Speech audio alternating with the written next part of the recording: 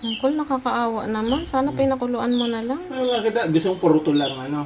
Hmm? Yung mga kagalamay, pag kain mo, wala na. Nakakaawa naman. Ba yan, Uncle? Wala kang awa.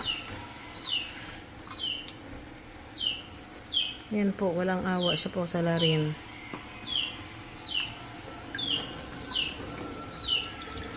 Ganyan talaga yan, Uncle? Pinapatay bago lutuin. Ba't si Tita Oo, Inday, kasi sinasalang parang niya buhay? Hindi nga, parang hindi tanggal-tanggal ang mga galamay nun. Yung maliliit na crablet, yung crablets, nakita ko nagagapangan, sinasalang ni Tita Inday yun. Hindi niya kailangan patayin Crablets isa-isa. naman yun, iba niya alimango.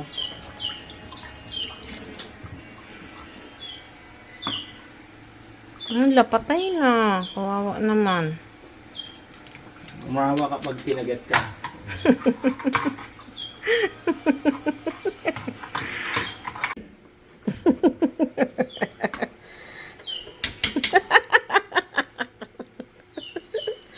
Hala, pinatay na ang ululubik-bik. Oh. Kawawa naman yun. Hmm? Sabihin mo kay lulubik-bik, kawawa yung crab. Wag. Lulubik-bik, sabihin mo.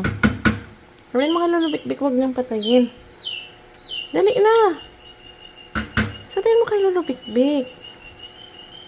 Mami, ano yung putol na knife yun? Sabihin mo kay lulubik-bik, wag niyang Mami, patayin. anong putol na Wala, knife? napatay na yung crab. Kawawa naman. Pagkatapos magpakahirap sa biyahe, sasaksakin lang ni Lulubik-bik. No? Walang awa si Lulubik-bik, no? Ano man yun? Baling buto ng Crab. baling buto ng kutsilyo. Baling buto ng kutsilyo. Naku, kawawang alimang. Walang kalaban-laban. Sinaksak ko ng isang lalaki. Nagngangalang Diktigas. Ay sus, kawawa naman. Kawawa. Mami, Kawawang crab. Pinarakan po.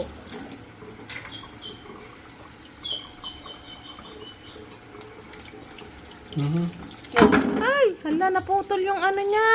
Wala tayong magagawa. Ay, nako, Uncle Bik-Bik. Yeah, buhay pa yan, naputo na. Paano na pag gumagalaw-galaw? Gumagalaw.